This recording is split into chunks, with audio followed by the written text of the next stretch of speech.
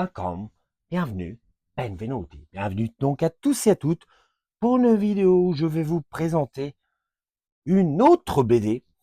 Et oui, il n'y a pas longtemps, je vous avais présenté la BD de Freddy. Et comme je l'avais déjà évoqué, d'autres franchises s'y sont également aventurées.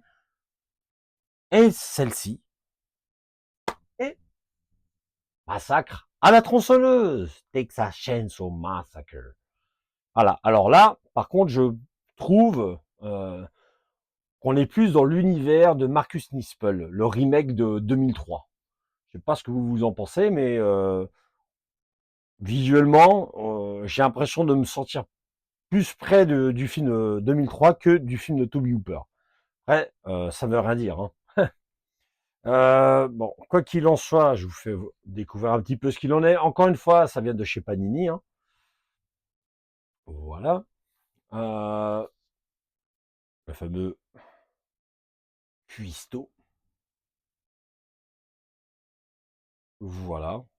Est-ce que vous êtes nombreux à avoir acheté éventuellement voilà cette BD? Avez-vous déjà la connaissance de son existence?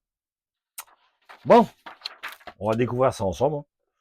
Alors comme j'avais déjà dit avant, c'était une BD que j'avais obtenue via un lot, en l'occurrence avec le lot de Freddy. Ouais, là, et encore une fois, on est vraiment sur le Leatherface de Marcus Nispel de 2003. Hein. Voilà. Donc, on est encore une fois sur de la BD en français. Hein. Donc ça, c'est bien. Voilà, on a la fameuse scène. Ça me fait un petit peu penser là au préquel. Mais bon, je ne vais pas m'aventurer. Je pense qu'on est encore sur une adaptation libre. Hein. Voilà. Je pense que ça va être encore bien craspé. Le fameux Leatherface, oui. Bon, au niveau du visuel, je trouve ça pas si mal. Voilà. Encore une fois, n'hésitez pas à me dire votre ressenti. Hein. Voilà, c'est pas parce que moi je trouve ça pas si mal que vous êtes obligé d'en penser autant. Hein. Je vais avancer un peu. Donc, ouais. Ouais, on est vraiment sur là, ça me fait même un petit peu penser du coup à X. Euh, vous savez, avec la fameuse trilogie des films. Il y a X, il y a également Pearl et après Maxine. Ça me fait un petit peu penser même à ça là. Bon, ça, ça doit être très très différent. Hein. Alors, je vais être encore honnête avec vous. Moi, c'est une bande dessinée que j'ai appris l'existence sur le tard. Hein. Je vais être honnête avec vous. Autant celle de Freddy, voilà, moi, j'avais appris son existence, voire même sur Vendredi 13, parce que oui, il y a la BD de Vendredi 13 que je n'ai pas, donc ne vous attendez pas à ce que je vous la présente hein, dans une prochaine vidéo, quoique, un de ces jours, sait-on jamais. Il y a celle de Vendredi 13 et il y en a encore d'autres aussi, je sais que qui existent. Je crois qu'il y en a une aussi de Halloween.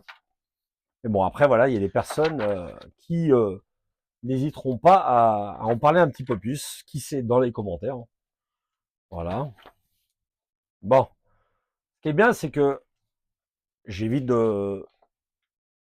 les moments les plus salaces. Quoique là, ici, à mon avis, il va avoir un bon mal de dos, ce gars-là. Bon, en tout cas, oh, ouais, on est vraiment proche, encore une fois, comme je disais, sur le Laserface de Marcus Nispel. Moi, je préfère vraiment le Laserface d'origine. Voilà. Je sais pas ce que vous en pensez. Bon, alors, j'imagine qu'il y en a d'autres, hein. Mais bon, voilà, ça fait partie de ces petits objets de je souhaite quand même partager avec vous. Hein. Je sais pas si ça va faire comment dirais grandir la saga. Est-ce que c'est quand même quelque chose d'intéressant ou pas? Je ne l'ai pas lu, hein, je vais être transparent avec vous. Il y a des personnes qui l'ont déjà lu, n'hésitez pas à en parler. Et bah, mine de rien, j'espère que ça vous aura plu d'en savoir un petit peu plus sur cette édition BD de Massacre à la tronçonneuse. Quant à moi, je vous dis donc à une prochaine vidéo. Et pensez au petit pouce. Ciao!